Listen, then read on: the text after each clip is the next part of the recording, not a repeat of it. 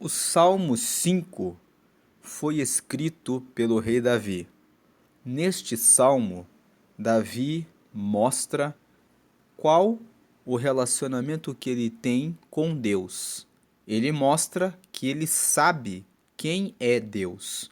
Muitas pessoas vivem nas igrejas, mas não sabem quem é Deus. Você sabe quem é Deus? Você tem experiências com Deus? Ou o seu relacionamento com Deus e o conhecimento que você tem a respeito dele são apenas palavras que os seus pais lhe disseram ou que alguém disse a você que você deveria ou que deve ler a Bíblia, frequentar a igreja, por se tratar de uma tradição, por se tratar de uma questão cultural, como quando as pessoas participam de eventos cívicos, políticos, para cantar um hino nacional.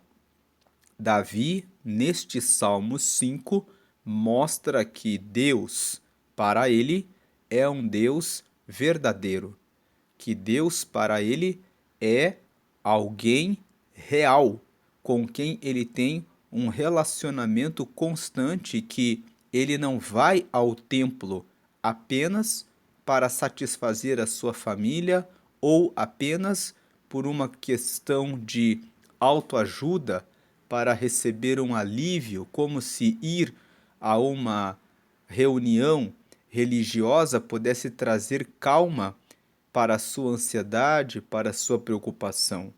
Ele mostra neste Salmo 5 que ele de fato conhece quem é Deus, que ele tem uma relação com Deus. E este salmo pode ser dividido em 5 partes. Na primeira parte, Davi pede a Deus, no versículo 1, dá ouvidos às minhas palavras, ó Senhor, atende a minha meditação. No primeiro versículo, nesses 3 primeiros versículos, ele fala: atende a voz do meu clamor, Rei meu e Deus meu, pois a ti orarei. Verso 3: pela manhã ouvirás a minha voz, ó Senhor, pela manhã me apresentarei a ti. Essa parte que fala e vigiarei, nós vamos conectar com a segunda parte. A primeira parte, nós vamos ver aqui que Davi, ele se vai até a presença de Deus e ele pede que Deus, ele chama Deus de Senhor. Quando ele chama Deus de Senhor, ele está reconhecendo a honra, a majestade e a glória a Deus. Então, ele se posiciona diante de Deus como alguém que tem humildade. Ele fala: dá ouvidos às minhas palavras, ó Senhor, porque o Senhor é majestoso, porque o Senhor está nas alturas, porque o Senhor está nos céus, porque o Senhor criou todas as coisas. Tem muitas pessoas que vão até Deus e dizem: Deus, a minha vida está ruim, por que o Senhor não faz nada e me favorece? Como se Deus tivesse de atender aos seus pedidos, como se Deus fosse Aladim, o gênio da lâmpada mágica, que nós podemos esfregar a lâmpada e ele aparece e nós damos de dedo nele e dizemos que queremos isso e aquilo. Não, Deus não é o gênio da lâmpada mágica. Deus, ele é, como Davi nos revela neste salmo, o Senhor. Reconhecendo que Deus é o Senhor, Davi chega a Deus em sua oração. Os salmos são composições que revelam orações, louvores, formas de adoração e honra a Deus. Então aqui, neste Salmo 5, Davi está dizendo: dá ouvidos às minhas palavras, ó Senhor. E depois ele diz: atende à minha meditação, atende ao que eu estou precisando, ao que eu estou pedindo. e no versículo 2 ele repete um pedido para que ele seja atendido. Ele diz mais uma vez: atende a voz do meu clamor. Então ele reconhece a grandeza de Deus e pede que Deus o atenda, e veja que no versículo 2 ele diz: Rei meu. Quando ele fala Rei meu, vamos lembrar que Davi era rei de Israel. Mas quando ele chama Deus de Rei meu, ele se coloca diante de Deus com uma postura de humildade. Ele sabe que Deus é que é o Rei dos Reis e que por mais que ele fosse rei sobre Israel e tivesse vencido muitos exércitos de nações em volta de Israel, ele reconhece: só Deus é o verdadeiro Rei dos Reis. E ele prossegue dizendo: o Senhor é Rei meu e Deus meu. Ele reconhece que Deus é aquele que ocupa o primeiro lugar na sua vida. Muitos colocam Deus no dinheiro. Muitos colocam o seu Deus no seu trabalho. Muitos colocam o seu Deus no casamento. Muitos colocam o seu Deus na comida. Vivem para comer e comer e comer. Muitos colocam o seu Deus em seu esposo, em sua esposa, em seus filhos. Muitos elegem-se como seu próprio Deus. Estão preocupados em satisfazer a sua própria vontade e julgam que podem usar as outras pessoas para fazerem a sua vontade e colocam as outras pessoas como se fossem servos, escravos para satisfazerem os seus interesses.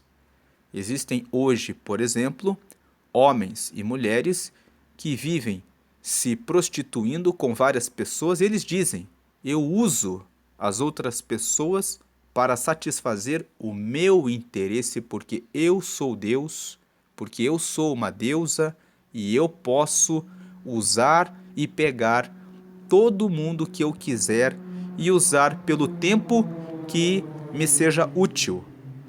Todas essas são maneiras de a pessoa dizer que Deus, o Altíssimo, não é o Deus dela. Mas Davi, ele mostra aqui que para ele, o Deus dele é o Deus criador dos céus e da terra. Então ele termina o verso 2 dizendo: pois a ti orarei.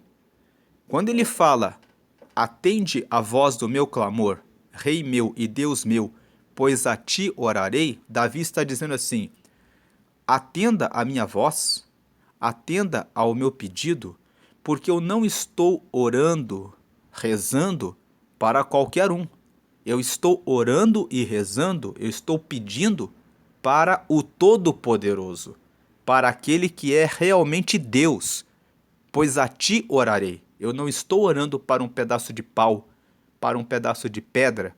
Eu não estou orando e pedindo o socorro para alguém que ocupa um cargo de presidente, governante, prefeito, líder, vereador, deputado ou qualquer coisa assim. Eles podem até ter força e poder, mas o poder que o ser humano, por maior que seja o cargo que ele ocupe, é limitado. Eu estou falando com o Senhor, eu estou falando com o meu Rei, eu estou falando com o meu Deus. Então eu peço que o Senhor ouça e atenda a minha oração. No versículo 3, como ele reconhece que esse Deus é verdadeiramente Deus, ele fala: pela manhã ouvirás a minha voz, ó Senhor. Pela manhã me apresentarei a ti.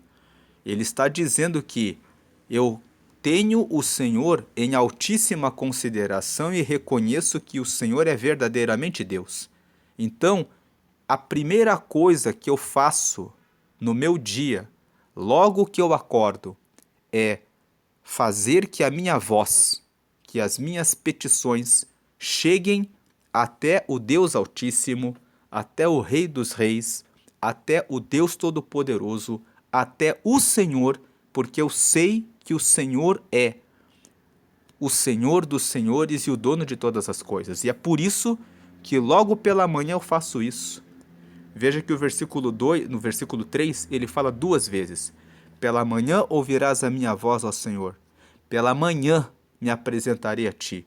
Ele está enfatizando, com certeza, por toda a minha vida, a primeira coisa que eu vou fazer é buscar ao Senhor antes de tomar qualquer decisão, antes de resolver qualquer problema, antes de escolher pelos meus próprios pensamentos o que eu vou fazer. Lá em Provérbios, no capítulo 16, no versículo 3, está escrito: confia os teus caminhos ao Senhor. Tem uma outra versão que fala: confia os teus planos. Tem uma outra que fala: confia os teus projetos ao Senhor. E os teus pensamentos, e os teus caminhos, e as suas decisões serão estabelecidas.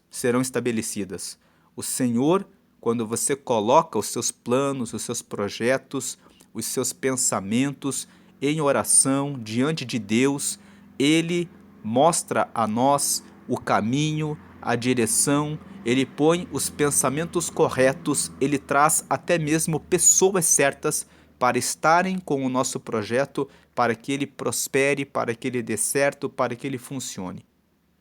Nós vemos que, além de Davi, um outro homem de Deus, chamado Daniel, buscava a Deus logo pela manhã.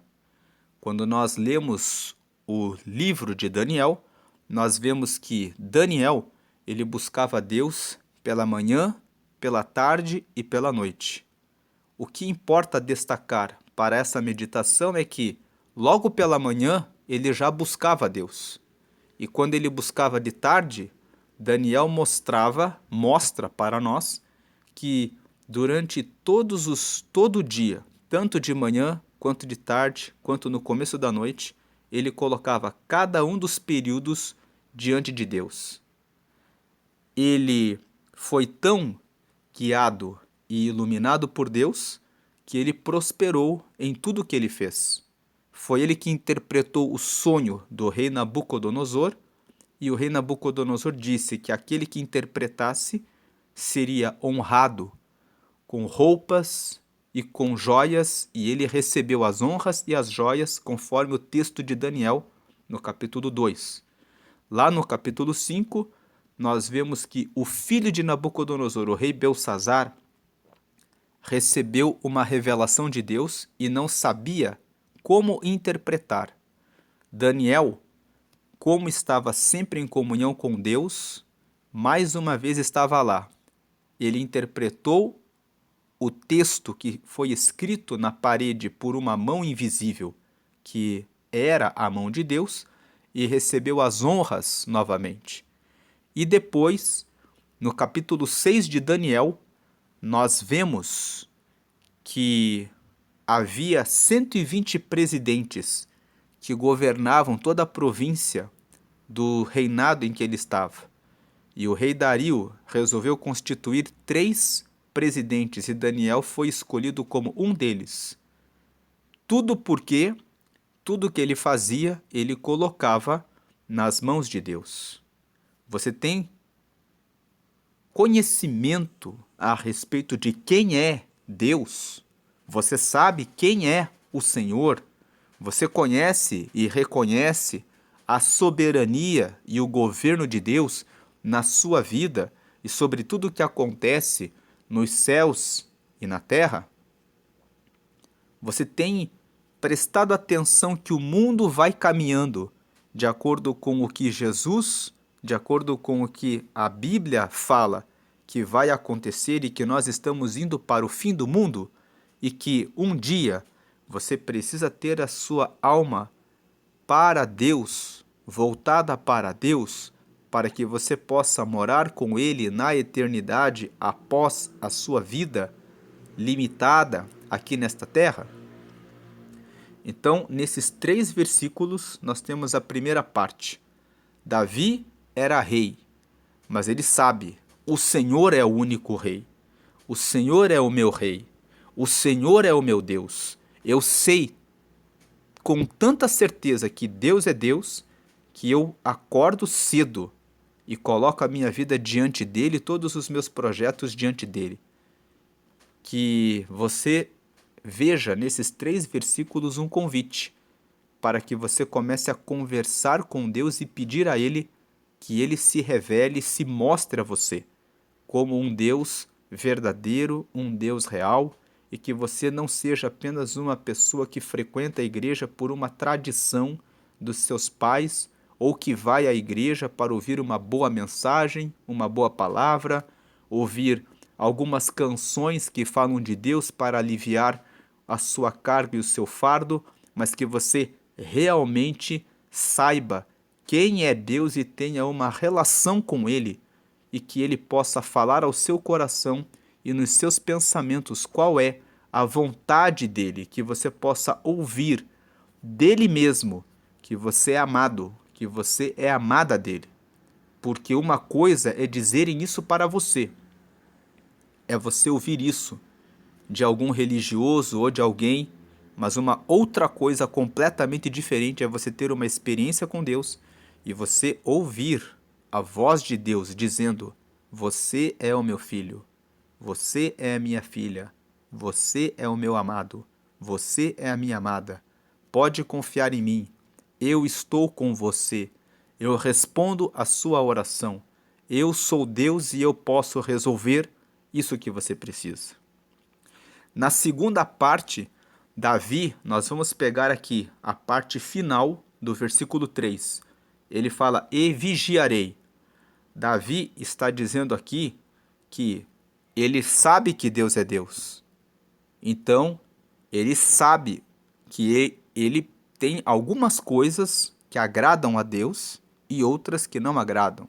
Quando você chega diante de um rei, esse rei, ele tem um conjunto de leis dentro do seu estado. Existem mandamentos para que sejam cumpridos e proibições.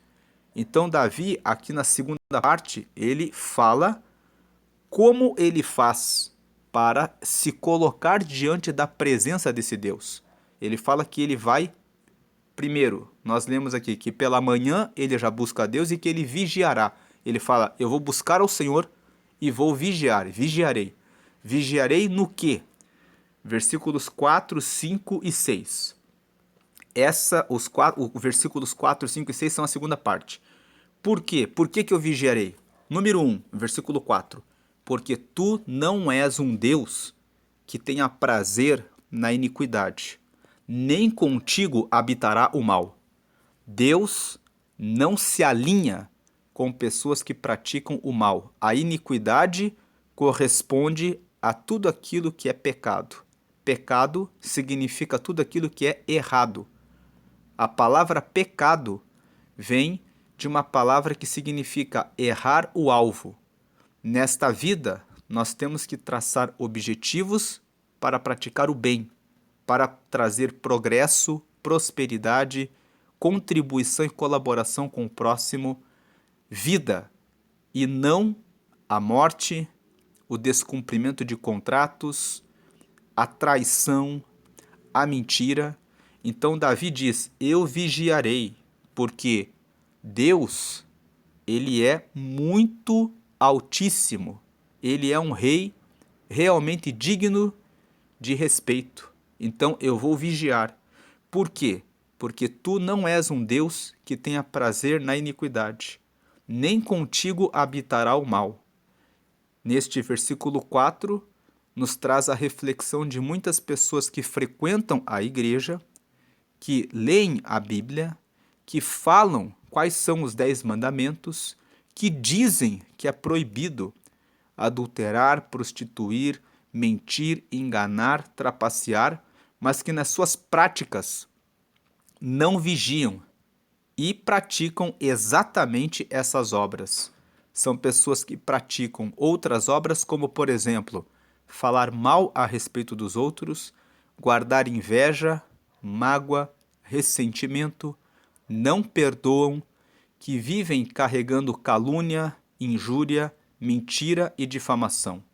Lá em Provérbios, no capítulo 6, no versículo 16, está escrito que o Senhor abomina o olhar altivo, ou seja, o orgulho, a língua mentirosa, a língua que fala mentiras, o coração que guarda o mal, que não perdoa e pensa mal a respeito do seu próximo, as mãos que derramam sangue inocente, que são as mãos que praticam o mal, e quando fala de derramar sangue inocente, significa prejudicar o próximo por meio das suas obras, porque as mãos falam a respeito das obras que nós praticamos, da testemunha falsa, porque prejudica o seu próximo de maneira injusta, e os pés que correm, que se apressam para fazer o mal, porque o Senhor abomina o mal, e dos que separam os amigos, que criam divisão e contenda entre as pessoas.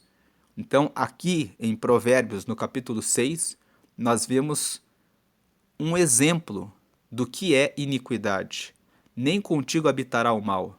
Davi fala: eu vigiarei, porque eu quero ser honrado diante de Deus, eu quero honrar o meu rei, eu quero realmente estar com Deus.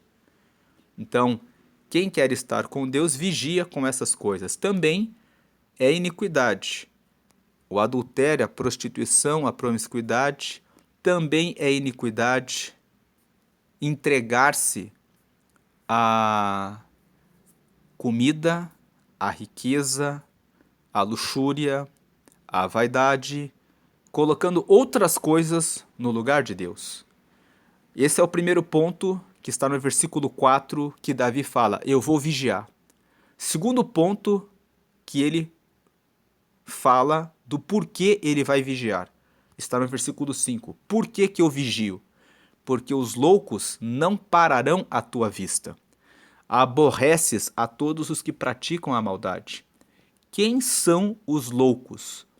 Para dizer quem são os loucos, nós vamos lembrar de Provérbios, capítulo 1, versículo 7. Lá está escrito que o princípio da sabedoria é o temor ao Senhor. Os loucos desprezam o conhecimento.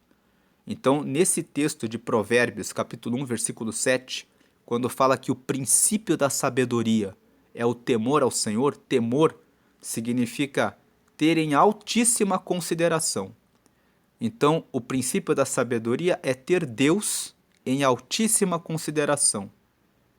Os loucos desprezam o conhecimento. Quem tem Deus em altíssima consideração vai buscar ler a palavra para saber quais são as formas de honrar e agradar a Deus e vai cumprir e caminhar nesses estatutos e nesses mandamentos. Agora, os loucos, eles vão dizer: a Bíblia é um livro antigo. Eu não preciso estudar a Bíblia, eu não preciso ouvir ninguém que queira me falar a respeito de Deus.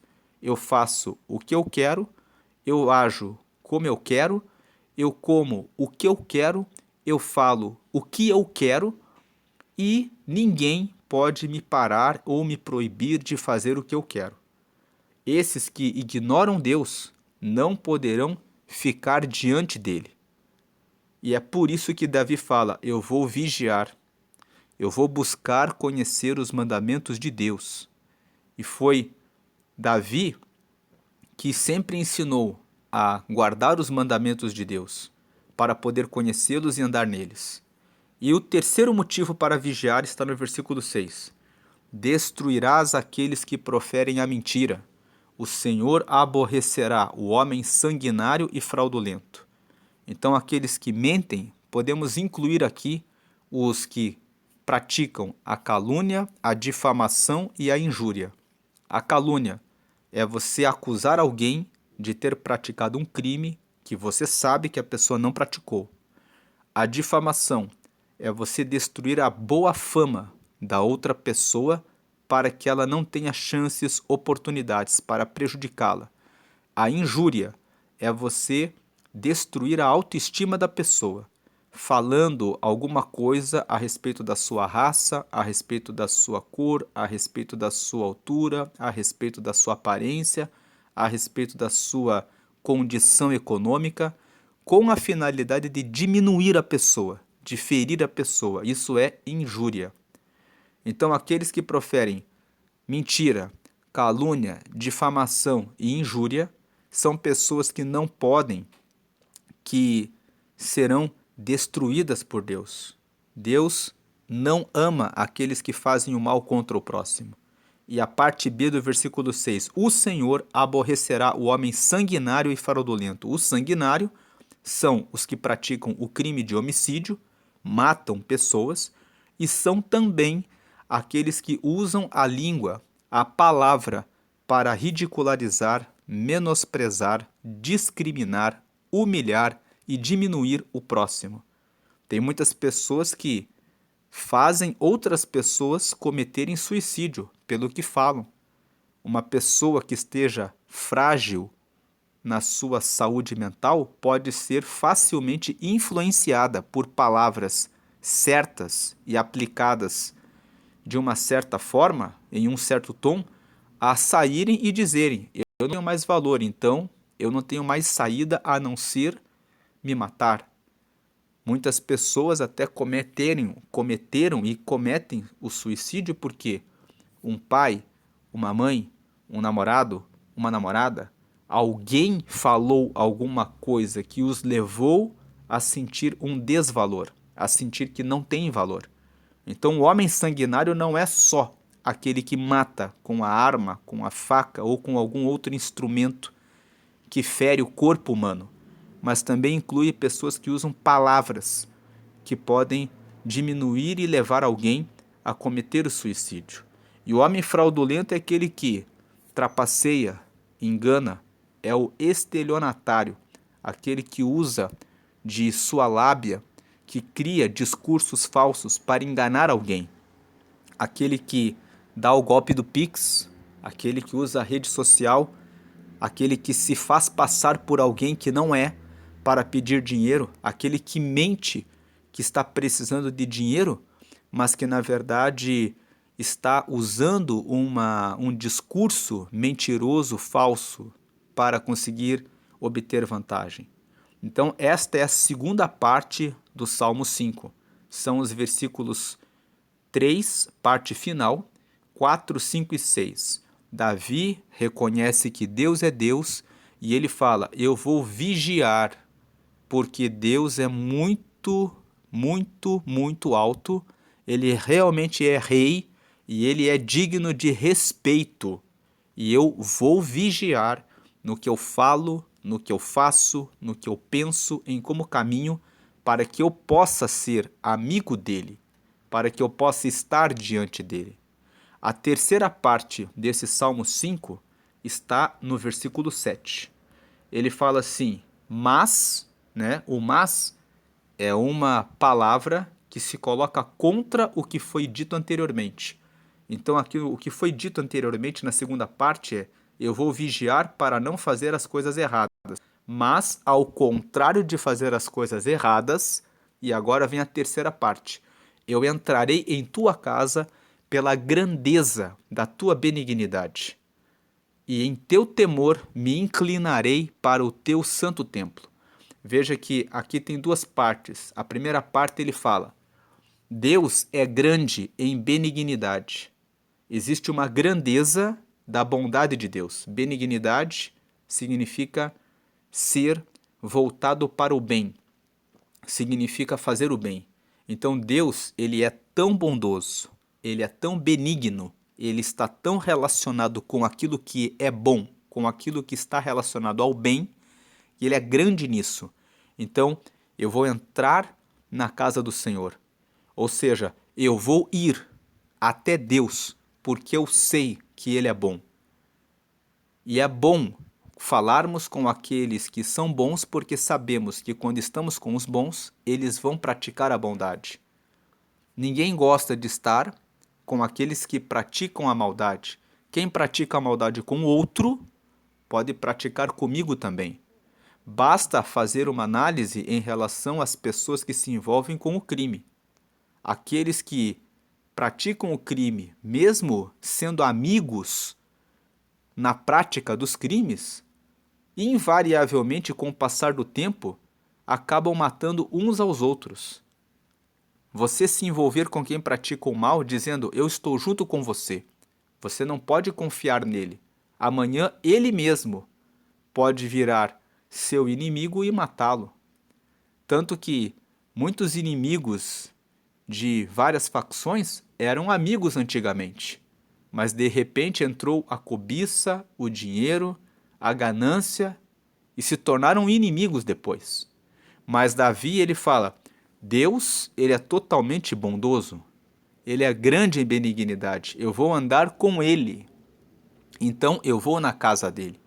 E quando ele diz que vai na casa do Senhor, isso nos traz uma reflexão com os tempos atuais em que muitas pessoas dizem, eu não preciso ir no templo, eu não preciso ir na igreja, eu faço as minhas orações na minha casa, porque o templo sou eu, o templo, a igreja, sou eu individualmente. E elas se esquecem que quando elas querem se reunir com os seus amigos para um churrasco, para uma partida de algum jogo, eles marcam um espaço para se reunirem com as pessoas para poderem torcer juntos, para poderem celebrar juntos, para poderem comemorar juntos. Mas quando se fala de honrar a Deus junto com os que honram e amam a Deus, eles dizem, isso não é necessário. Percebe-se aí que existe um culto maior aos interesses próprios e um desprezo em relação à importância da comunhão com as pessoas que honram e juntamente adoram a Deus. O Salmo 133, no verso 1, vai dizer que o Senhor ama a comunhão. O texto fala, ó quão bom e suave é que os irmãos vivam em comunhão. O texto revela como Deus tem amor em ver todos os seus filhos, todos aqueles que são seus amigos reunidos. Quando as pessoas fazem a celebração da posse do novo presidente, as pessoas se reúnem em um local público e elas estão ali levantando as bandeiras e dizendo, estamos aqui para honrar a posse do novo presidente. Isso estamos falando de um presidente que é um homem. Como dizer que honramos a Deus se ficamos em nossa casa e dizemos, fiz a minha oração, fiz a minha leitura bíblica e Deus tem que me responder e me aceitar assim porque eu sou a igreja, sem ter nenhum comprometimento com relação a ajudar o próximo, a ouvir o que o outro precisa e a se colocar a serviço do reino de Deus, como a pessoa se colocaria para comprar bebidas, comprar comida, para preparar a locação de um espaço para poder se reunir com os amigos e com os familiares para fazer uma celebração e uma comemoração. Davi mostra aqui no versículo 7, eu sei que o Senhor é bom e eu vou até a sua casa. Quando eu vou na casa do meu pai, na casa do meu rei, eu estou me colocando como alguém que reconhece a importância desse rei, a importância desse Deus, a importância de estar a serviço desse Deus. E aí ele fala como que ele vai nessa casa. Quando nós vamos a algum lugar, nós usamos a roupa certa, usamos a roupa adequada para cada ambiente. E aqui, no ambiente do Senhor, ele vai, em teu temor me inclinarei para o teu santo templo. Ele está dizendo que ele vai vestir roupas de quem tem respeito por Deus. Temor significa que ele tem altíssima consideração e respeito por Deus. Eu vou no santuário não de qualquer forma. Eu vou em teu temor, com respeito, para me inclinar. Quando ele fala que vou me inclinar, ele fala de me submeter, de reconhecer a soberania, a grandeza, a majestade de Deus, para o teu santo templo. Santo é uma palavra que vem de kadosh, que significa separado. Separado do quê? Significa que é algo destacado. que é algo que não é comum, que é algo que não é como qualquer coisa, mas o que é santo é algo que tem valor e que se separa daquilo que é comum. Então ele fala: eu me inclinarei para o teu santo templo. Eu sei que ali não é qualquer lugar. Eu sei que ali é um lugar de honra e glória a Deus. Eu sei que ali é um lugar em que eu estou reunido com aqueles que reconhecem ao Senhor. Tem muitas pessoas que fazem todo tipo de pecado e depois elas querem passar no domingo pela manhã e dizerem: estou aqui, me perdoa, Deus, porque eu fiz coisas erradas, mas eu estou aqui. E depois vem a segunda-feira e a pessoa pratica as mesmas coisas para que no próximo domingo ela diga novamente: eu estou aqui. Mas o Salmo 5 nos mostra, na segunda parte que nós lemos, no versículo 3, e vigiarei. E aí ele fala: porque tu não és um Deus que tenha prazer na iniquidade, nem contigo habitará o mal. Os loucos não pararão à tua vista. Aborreces a todos os que praticam a maldade. Destruirás aqueles que proferem a mentira. O Senhor aborrecerá o homem sanguinário e fraudulento.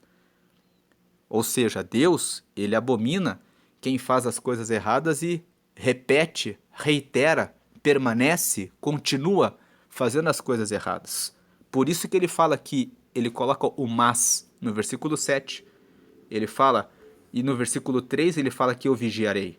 Vigiarei para não fazer essas coisas e também farei o que está aqui na terceira parte. A terceira parte é só o versículo 7.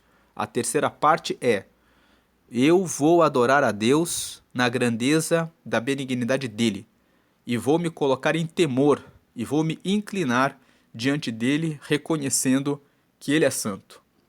Agora nós entramos na quarta parte. A quarta parte são os versículos 8, 9 e 10. Na quarta parte desse salmo, Davi fala a respeito dos seus inimigos. Então ele fala assim: Senhor, guia-me na tua justiça por causa dos meus inimigos. Aplana diante de mim o teu caminho. 9. Porque não há retidão na boca deles.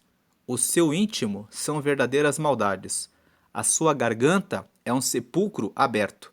Lisonjeiam com a sua língua. Versículo 10. Declara-os culpados, ó Deus. Caiam por seus próprios conselhos. Lança-os fora por causa da multidão de suas transgressões, pois se revoltaram contra ti.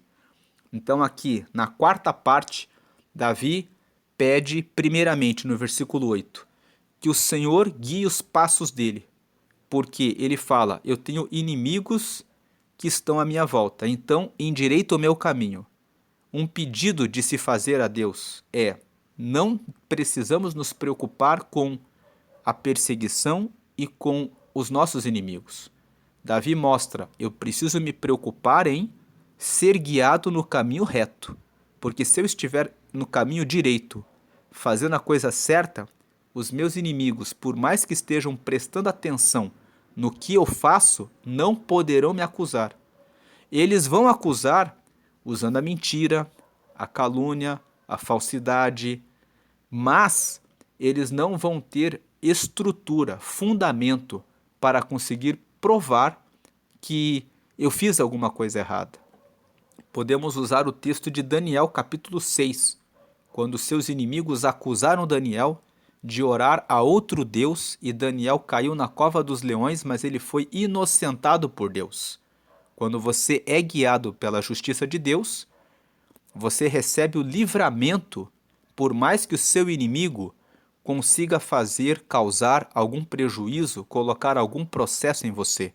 No final, a vitória será tua, porque no final é Deus e que reina e que governa sobre todas as coisas.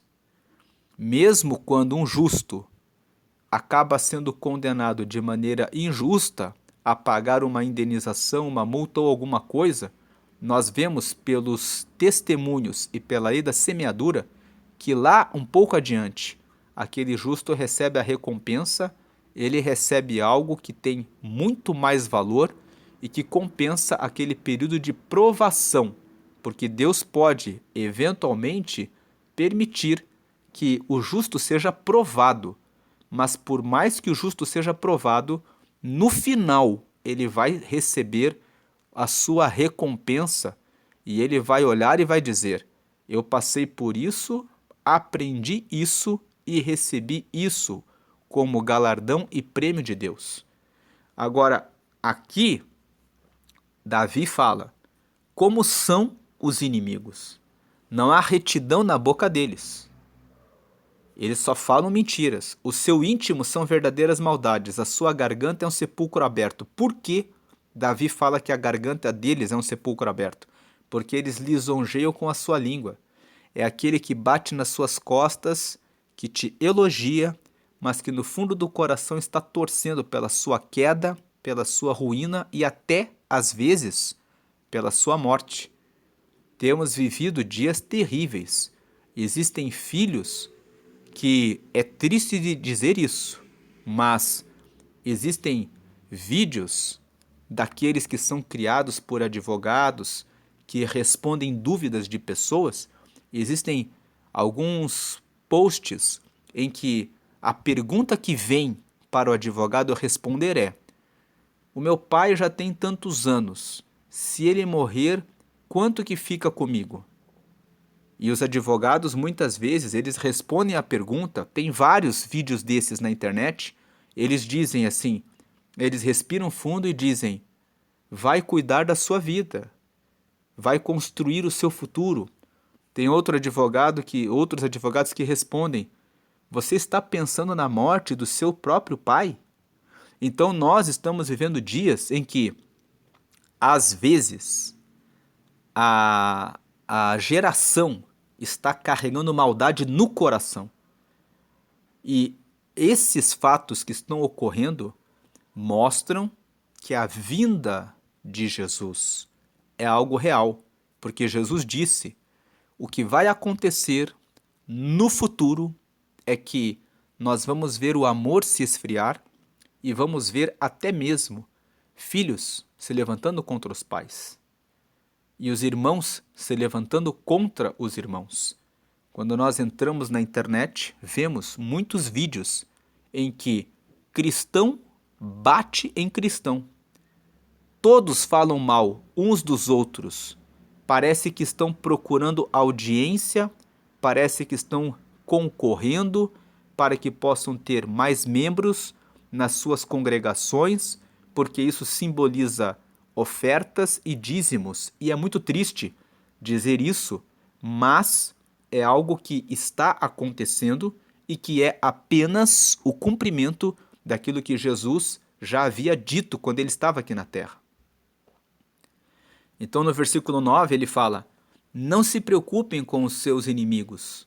Eles vão elogiar, eles são falsos, eles são mentirosos.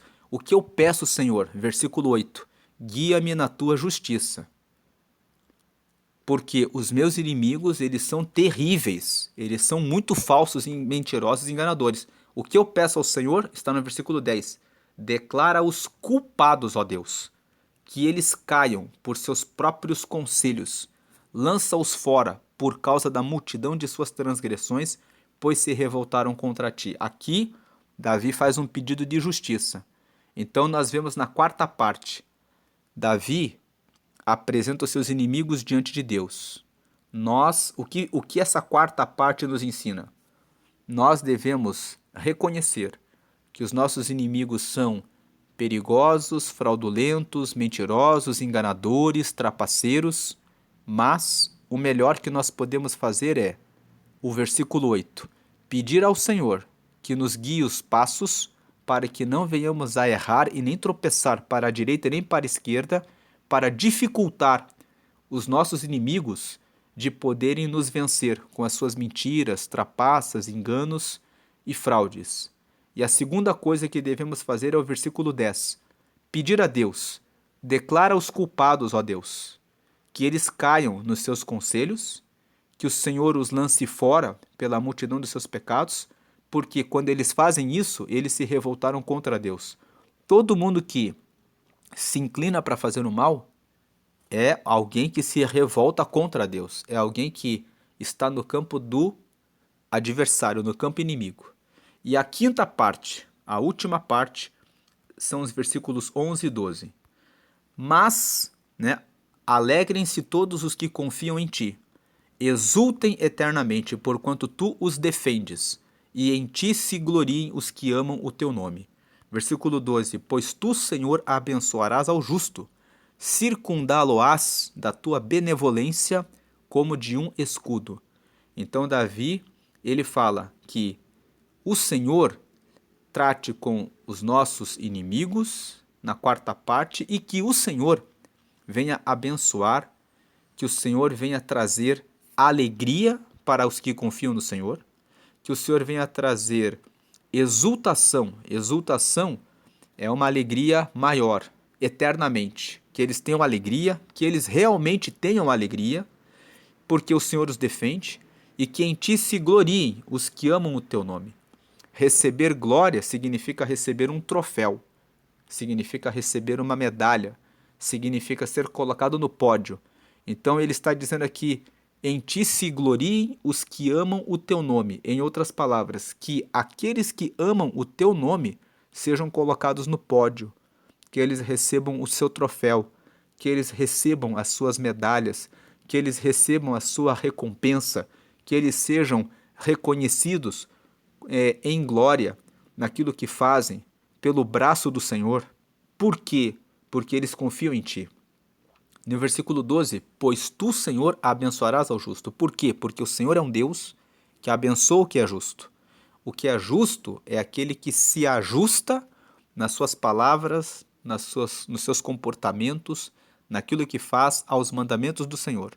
Esse é o justo. O injusto é aquele que não se ajusta ao mandamento do Senhor.